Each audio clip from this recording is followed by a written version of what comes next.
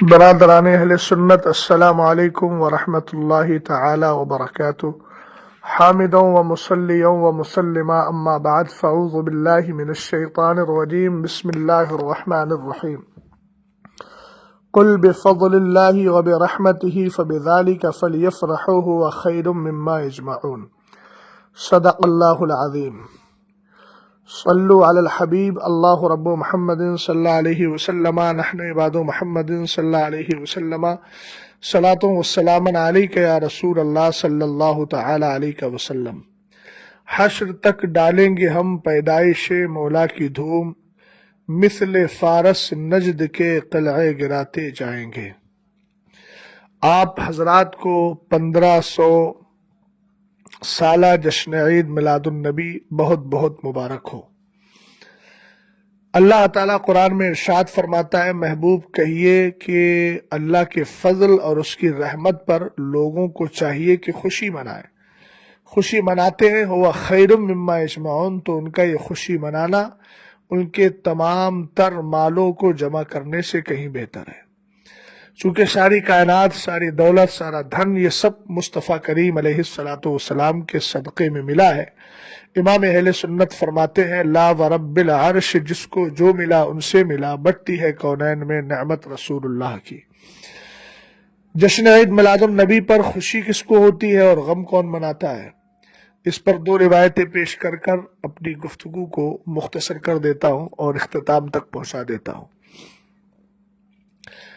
رسول کریم صلی اللہ تعالی علیہ وسلم کی آمد پربہار پر غم شیطان کو ہوا تھا، اور آج اس کی ذریت اسی پر کاربند ہے۔ کبھی بدعت کا نام لے کر، کبھی تاریخ کے اختلاف کو لے کر دل میں جو بغض اور کینہ ہے اس کو وہ آئے دن ظاہر کرتی رہتی ہے، لیکن ہمیں اسے فرقہ باطلہ سے کچھ لینا دینا نہیں۔ ہم عشق کے بندے ہیں، کیوں بات بڑھائی ہے؟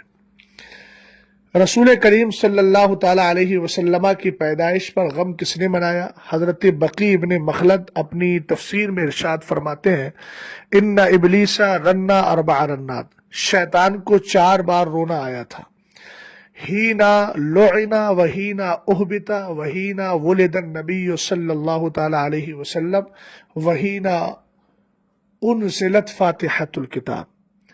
فرماتے ہیں شیطان 4 بار رویا۔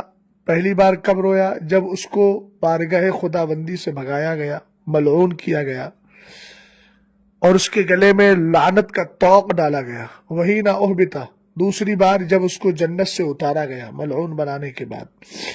تیسری بار جب سرور کائنات صلی اللہ تعالی علیہ وسلم پیدا ہوئے تو اس کو رونا آیا، اس لیے کہ یہ آسمان تک پہنچ جاتا تھا اور فرشتوں کی باتیں سن کر اور پھر آ کے کاہنوں کو بتا دیتا تھا۔ حضور صلی اللہ تعالی علیہ وسلم کی آمد پربہار کی برکت یہ کہ اب اس کو ایک چیز ماری جاتی ہے، یوں کہیے کہ آگ کا گولا مارا جاتا ہے اور اس کو وہاں سے دور کر دیا جاتا ہے۔ ایسی بہت ساری نحوستیں جو اس کے مقدر میں تھی اس کو حاصل ہوئی۔ سرور کائنات صلی اللہ تعالی علیہ وسلم کے صدقے میں امت مسلمہ کو اس کے مکر و فریب سے بچایا گیا۔ تو جب سرور کائنات صلی اللہ تعالی علیہ وسلم پیدا ہوئے تب یہ رویا۔ وہی نہ انزلت فاتحۃ الکتاب، اور جب سورہ فاتحہ کا نزول ہوا تب بھی اس کو رونا آیا۔ اب مزے کی بات دیکھیے کہ دیابنا وہابیہ جو میلاد مصطفیٰ پر طرح طرح سے انگلیاں اٹھاتے ہیں، جبکہ ان کے اور سارے تہوار جائز ہیں، بس میلاد مصطفیٰ سے ان کو چڑھ ہے۔ آقا کریم صلی اللہ تعالی علیہ وسلم کے یہ گستاخ اور شیطان کے پیروکار، جس طریقے سے شیطان رویا تھا میلاد مصطفیٰ پر، اب آپ دیکھیں گے برساتی میڈکوں کی طرح الگ الگ پوسٹیں آئیں گی کہ فلاں میں تو ڈیٹ، فلاں تاریخ میں تو وفات ہے، اور کیا فلاں ابو بکر صدیق اکبر نے کیا، فلاں نے کیا، فلاں نے کیا۔ اس طریقے سے نام لے کر دل کا جو بغض اور کینہ ہے وہ باہر نکالا جائے گا۔ حالانکہ سارے اعتراضات کے جوابات ہمارے بزرگوں نے کتابوں میں دے دیے ہیں اور بار بار دیے ہیں، لیکن وہی دری چیشک والے طوطے کی طرح یہ لوگ رٹتے رہتے ہیں۔ بہرحال اس پر توجہ دینے کی ضرورت نہیں ہے۔ کتے کا کام بھونکنا ہے اور انسان کا کام منزل کی طرف رواں دواں ہونا ہے۔ سرور کائنات صلی اللہ تعالی علیہ وسلم کی پیدائش اور سورہ فاتحہ کے نزول پر یہ بدبخت رویا تھا۔ آج بھی اس کی ذریت دیابنا وہابیہ کی شکل میں قیامت تک روتی رہے گی۔ اب جشن منایا کس نے تھا؟ یعنی سرکار علیہ الصلوۃ والسلام کے میلاد مصطفیٰ کی خوشی کس نے منائی تھی؟ تو اس پر ایک واقعہ نہیں ہے، بہت سارے واقعات حضور کی ولادت پر فرشتے آئے. ایسا لگتا تھا، حضرت آمنہ کہتے ہیں، جیسے چاند اور سورج اور ستارے جو ہے، چاند اور ستارے جو ہے وہ میرے گھر میں ٹوٹ کر کے آ جائیں گے، اتنے قریب معلوم ہو رہے تھے. یہ سب سرکار کی آمد کی خوشیاں منا رہے تھے. خود اللہ رب العزت ارشاد فرماتا ہے، من اجلک استح البطحا وارفع السماء وامرج الماء واجعل الثواب والعقاب والجنت والنار. محبوب میں تیری خاطر ہی یہ آسمان کا شامیانہ بلند کر رہا ہوں، تیری خاطر ہی میں زمین کا فرش بچھا رہا ہوں، اور تیری خاطر میں نے دریا سمندروں میں پانی کو جاری کیا ہے. تو یہ اللہ رب العزت نے اظہار محبت یوں فرمایا. اور سرور کائنات صلی اللہ تعالیٰ علیہ وسلم کے میلاد پر ہم لوگ نہ کوئی رقص و سرور کرتے ہیں. اگر اس طرح کی کوئی خلاف شرع کام ہوتا ہے تو جس طرح جشن عید میلاد النبی کے جلوس میں وہ ناجائز و حرام ہے، اسی طرح گھروں کے اندر بھی ناجائز و حرام ہے. تو خراب چیز کو دور کیا جاتا ہے، نہ کہ اصل چیز کو منع کر دیا جائے. مسجدوں میں اگر لوگ شور مچانے لگے تو اس کا یہ مطلب نہیں ہے کہ مسجد سے ہی لوگوں کو روک دیا جائے اور کہا جائے نہ نماز پڑھنے مت جانا، وہاں لوگ جو ہے شور مچاتے ہیں. نہ، بلکہ اس گندگی کو دور کیا جائے گا اور مسجدوں کو پاک رکھا جائے گا. رسول کریم صلی اللہ تعالیٰ علیہ وسلم کے ایک صحابی ہے. میلاد کہتے کس کو ہے؟ سرکار کے تذکرے کو کہتے ہیں. حضور کی ولادت سے لے کر وفات تک کے سارے واقعات کا تذکرہ کرنا یہ میلاد میں ہوتا ہے. حضور کے محاسن بیان کرنا قرآن نے بیان کیے، حضور علیہ الصلوۃ والسلام کا ذکر کرنا قرآن نے ذکر کیا. تو یہ کون سی بدعت ہو گئی اور یہ کون سا گناہ ہو گیا؟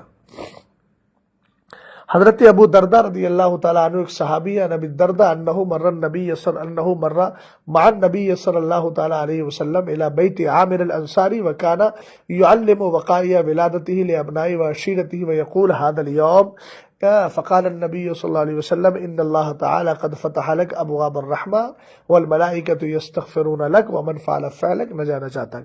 حضرت ابو دردہ فرماتے ہیں میں سرکار علیہ السلام کے ساتھ گیا، حضرت عامر انصاری کے گھر گیا، دیکھا وہ اپنے بچوں اور خاندان کے لوگوں کو جمع کر کے حضور کی پیدائش کے واقعات سنا رہے تھے اور ان کو واقعات سکھا رہے تھے. سرور کائنات صلی اللہ تعالیٰ علیہ وسلم نے ان کی گفتگو کو سن لیا.